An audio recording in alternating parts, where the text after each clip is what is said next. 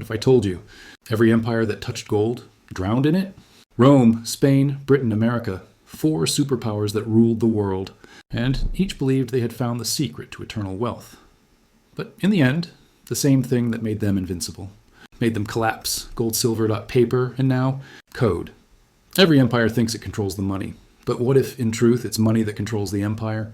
For Rome, it began with glory, legions marching home, wagons full of conquered treasure. For Spain, ships overflowing with New World silver. For Britain, the pound that backed half the planet. For America, a dollar trusted like a god. Each believed their currency was different. Each believed they had transcended the mistakes of the past. But history never repeats. It rhymes in cruel, poetic rhythm. Because behind every booming empire, behind every tower of power and trade and industry, there's always the same fragile heartbeat, trust. And when that trust breaks, the collapse doesn't begin with cannons, but with numbers, not on battlefields, but in banks. The Roman denarius lost its silver. The Spanish real drowned in inflation. The British pound bent under debt. And now, the US dollar stands on the same cliff, the last empire pretending. Gravity doesn't exist. This isn't a story about money. It's a story about how wealth blinds wisdom, about how civilizations rise not because they're rich, but because they believe their wealth means they'll never fall. Every empire thought they were the exception. None were. So let's begin where the first cracks in eternal power began, in the heart of an empire that thought it could buy time itself, Rome. At its peak, Rome didn't just rule by sword, it ruled by silver. The denarius, a small silver coin, was more than currency. It was Rome itself, a symbol of faith, discipline, and eternal order. You could spend it anywhere from Britannia to Egypt. It was the world's money, centuries before the word globalization existed, but every empire meets its breaking point. Not when the enemies at the gates attack, but when the empire starts lying to itself. For Rome, that lie began small, almost invisible. Wars were expensive. Armies demanded payment. Roads, aqueducts, palaces, they all consumed silver. And when the treasure from conquest ran out, emperors found a clever solution: debase the coin, melt the silver with cheaper metals, print the same face of Caesar, but with less truth inside. It worked. At first, merchants still accepted the coins. Soldiers still marched. The illusion of wealth kept the machine alive. But every illusion has an expiration date. As the silver faded, so did trust. Prices soared. Food became scarce. The common people noticed. The coins in their hands were lighter, duller, worth less every month. In desperation, the state forced people to accept the currency by law. But laws can't command belief. Rome's markets fractured. Barter returned. Provinces began to trade outside the empire's money. The once mighty denarius became dust. And when the money broke, so did the empire. Armies rebelled. Provinces seceded. Inflation turned bread into luxury and loyalty into business. By the 3rd century, the eternal empire was collapsing from within, not because enemies defeated it, but because Rome could no longer trust its own promise. Money had stopped being value and started being illusion. And when illusion replaced substance, the world's greatest empire fell, not with fire, but with silence, because no one believed anymore. After Rome's fall, the world waited 1,000 years for another empire bold enough to think it could buy eternity. That empire was Spain. In the 1500s, Spain ruled the seas. Its flag waved across oceans, its kings claimed divine right, and its galleons carried the greatest treasure humanity had ever seen: silver. From the mountains of Potosi in South America, streams of silver poured across the Atlantic, so much that the world's money supply tripled in less than a century. Spain had what every nation dreamed of: limitless wealth, and that was the problem. When wealth becomes infinite, value becomes meaningless. At first, the world admired Spain's fortune. Its cities gleamed with cathedrals, palaces, golden armor, and velvet imported from Italy. But beneath the shine, the rot had already begun. You see, easy money is the most dangerous addiction in history. It makes nations lazy, politicians blind, and economies hollow. Spain didn't build, it bought, didn't produce, it imported. And the more silver it shipped, the poorer it became. Inflation exploded. Prices of food and land multiplied, but wages stayed the same.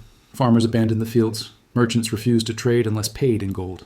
And as silver flooded Europe, its value collapsed. The same silver that made Spain rich made everyone else rich too. The Dutch, the British, the French all used Spanish silver to fund their own empires, while Spain itself sank under the weight of its own wealth. Now, by the 1600s, Spain was bankrupt, not once, not twice, 4 times. Each time it blamed war or enemies or fate. But the truth was simpler. Spain had forgotten how to create. It only knew how to consume. The empire that conquered the New World couldn't conquer. Economics. It drowned in the silver it thought would make it. Immortal, because money without productivity is like oxygen without lungs. You can have it everywhere, but still suffocate. By the 1700s, a new empire had learned from Spain's mistake, or so it thought. The British didn't chase gold or silver, they chased trust. While others fought for treasure, Britain built banks. While others hoarded coins, Britain created credit. And that one decision changed the world. At the heart of it all stood the pound sterling, a currency backed not by mines, but by belief in the British crown and its empire. Merchants in India, bankers in London, traders in the Caribbean, all trusted one promise, that a pound was as good as gold. Britain discovered a secret that Rome and Spain never could. You don't need to own the world's wealth. You just need to control its flow. Through the Bank of England, London became the planet's financial brain. Ships, trade routes, colonies, all powered by the quiet machinery of credit.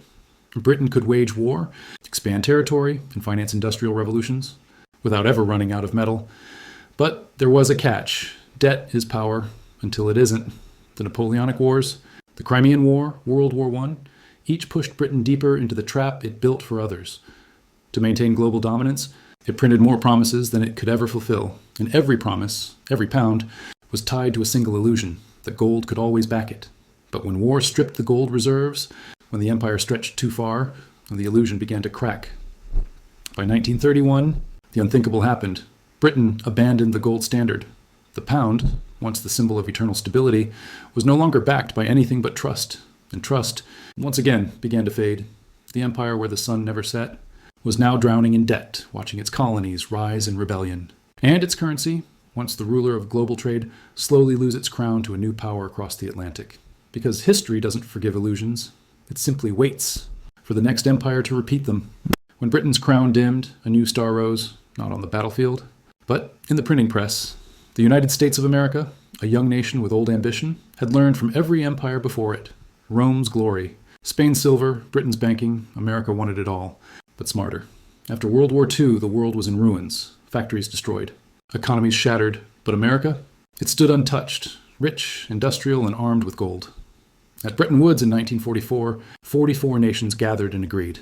The dollar would be as good as gold. Every other currency would tie itself to it. And just like that, the US dollar became the world's money. It was genius. While other nations worked for dollars, America could print them.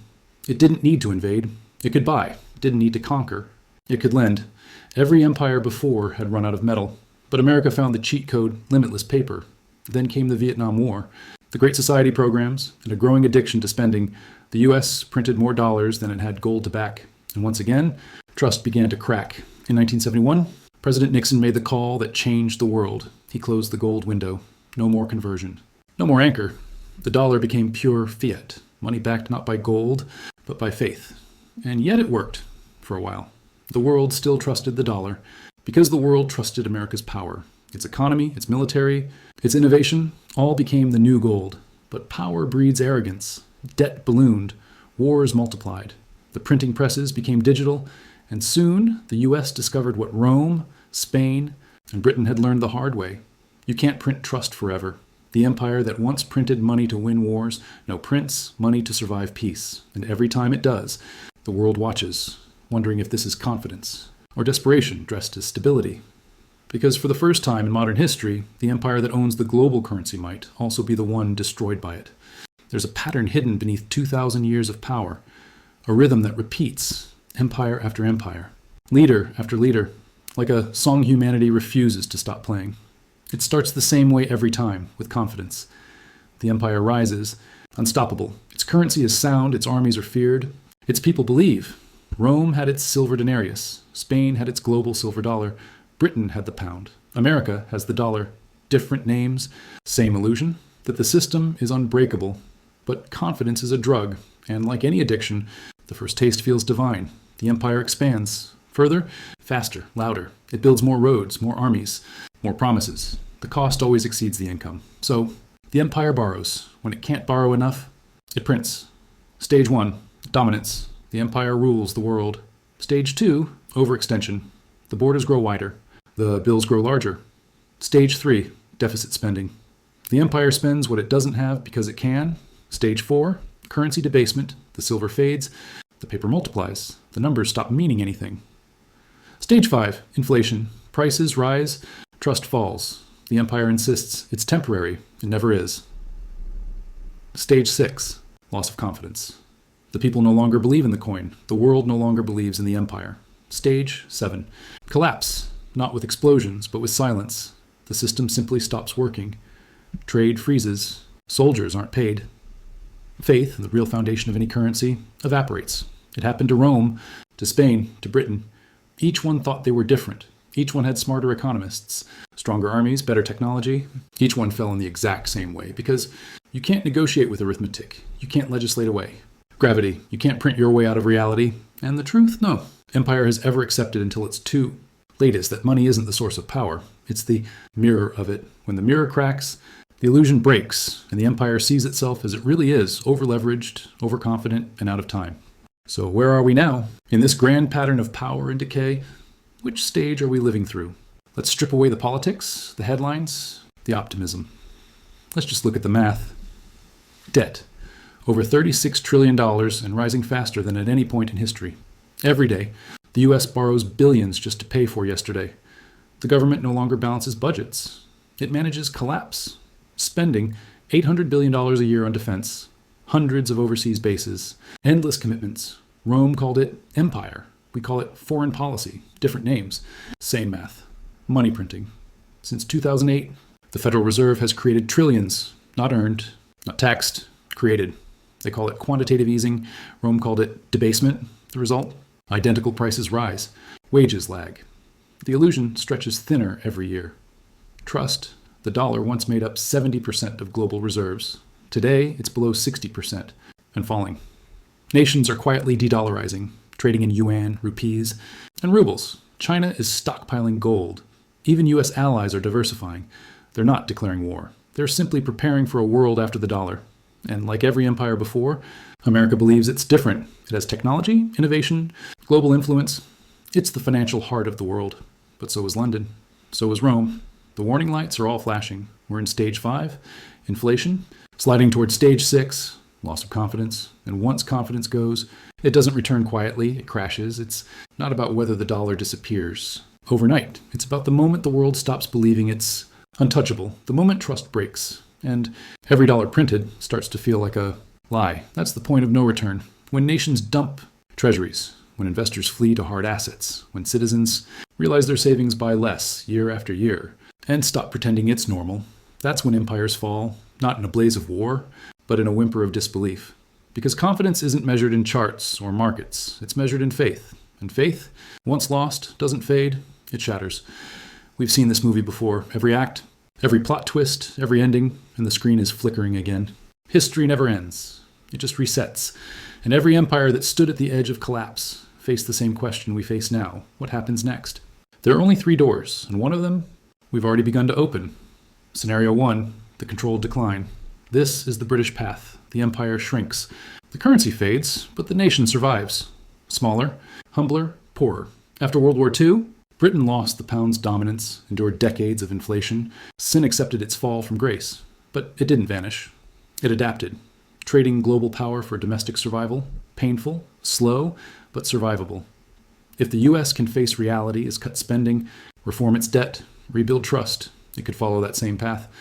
A managed retreat from global dominance, still powerful, but no longer the power. The world keeps spinning, the flag still flies, just lower. Scenario 2, the chaotic collapse. This is the Roman path. No soft landing. No adjustment, just breakdown. The currency fails, the government loses control, the economy seizes, civil unrest follows. It doesn't happen overnight. It builds quietly, each crisis deeper than the last, each solution more desperate, until one day, the illusion ends, and the empire wakes up in ruins, wondering when it stopped being immortal. Rome didn't know it had fallen until it already had. That's the danger of denial. Collapse doesn't announce itself. It arrives. Scenario 3, the reset and restructure. This is the rebirth path. A new financial system replaces the old, maybe a digital dollar, maybe a global basket of currencies, maybe gold-backed money again, painful, but not apocalyptic. The dollar loses dominance. But the world rebuilds around a new anchor of trust. It's the Phoenix moment. When out of collapse, a new order is born. Every empire that dies leaves behind the blueprint for the next. And every collapse carries within it the chance to start again. Wiser, leaner, stronger. The United States is standing at that crossroad right now. The debts are too large, the spending too endless, the printing too reckless, the illusion too fragile. The math has spoken, the pattern has spoken, history has spoken, and every empire before us has already written the ending. Rome printed silver, Spain drowned in silver. Britain borrowed gold, America prints. Promises, and promises, like empires, don't last forever. So which ending will we choose? The slow descent of Britain, the chaos of Rome, or the rebirth of something new? Because the cycle doesn't care who you are. It only cares that you repeat it. And the clock is already ticking. If this gave you a new way to see history, to see now, subscribe. Because when the pattern completes, you'll want to understand what just happened and why it was never an accident.